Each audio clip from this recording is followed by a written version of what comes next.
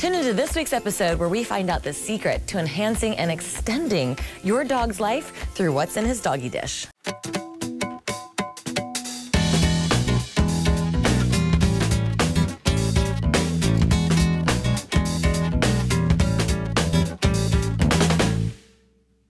Welcome to today's show. I'm Jen Bolden with Gen B TV, where we provide fresh thinking on green living.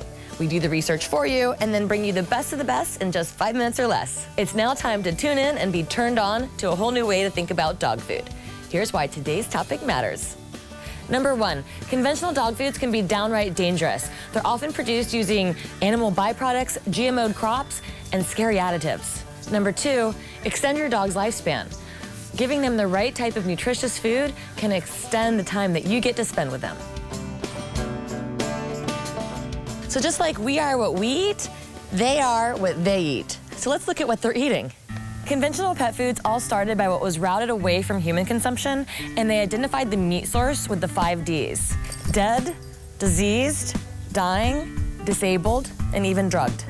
Crazy enough, that still holds true today. In addition, they can use things like chicken heads, feathers, duck bills, whatever, as a protein source, along with these fillers that are used just to bulk it up and some additives that are used to preserve shelf life. Let me say this up front. This kind of dog food, the higher quality ingredients, is gonna cost about 30 to 40% more. However, you have to feed your dog less of it because there are fewer fillers. Not to mention, what we save in cheap dog food, we're gonna spend in vet bills. And get this, some very popular pet foods are using some very scary additives. BHA, BHT, which are known to cause liver and kidney dysfunctions, and they're known carcinogens, and Ethoxquin, which is used as a rubber stabilizer. These chemicals are used as preservatives, and it's all just so that the pet foods can sit around at the warehouse for up to 2 years. Ugh, geez Louise, it seems like these companies are more concerned with preserving shelf life than your puppy's life. Yo, big companies, I have an idea for you. Why don't you take your bazillion-dollar marketing campaigns and reallocate it to some high-quality ingredients made in the USA? Just a thought. Now, did you know that dogs and cats have the genetic potential to live up to 20 years? However, they're usually living between 13 and 15 years. And it might be because we're feeding them crap. Let's figure out how to choose a new dog food, shall we? First, look for human-grade food. Now, that term means that it's fit for human consumption.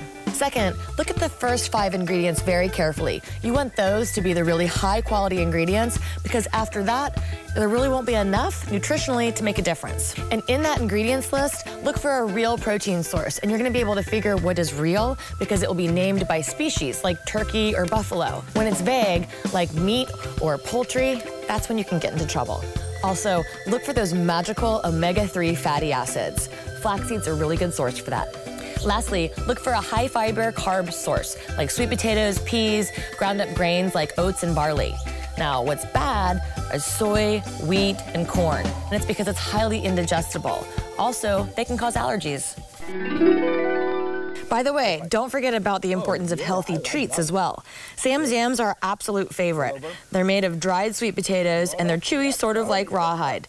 Oh, and Chef David, who makes them, he loves doing green operations up in Wisconsin. Jen said these are human grade, so let's test it. Hey Jen, this is better than your cooking. By the way, remember, every dog is different. Just like with humans, the whole debate about nutritionally what's best for you might not be best for other people. For example, is grain-free the way to go if you're looking to cure your dog's skin allergies? Or what about raw food? We asked our Facebook fans what they thought of raw food, and wow, what a debate. It worked out great for some and not so much for others. Go to the page and check out the conversation.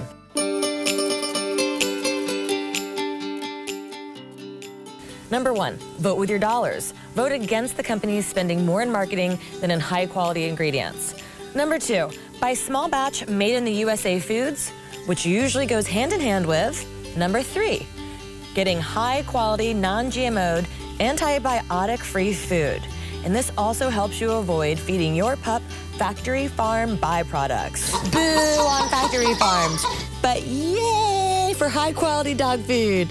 So to recap, while switching from conventional dog food to a higher quality one might not necessarily save the world, it will certainly help save your pup.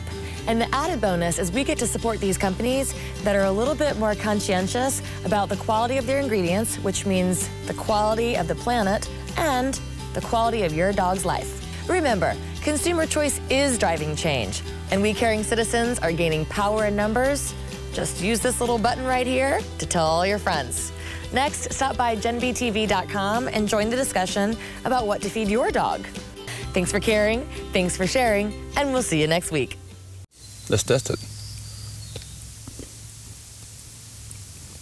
I'm really sorry about this, but I can't take any requests right now. Please try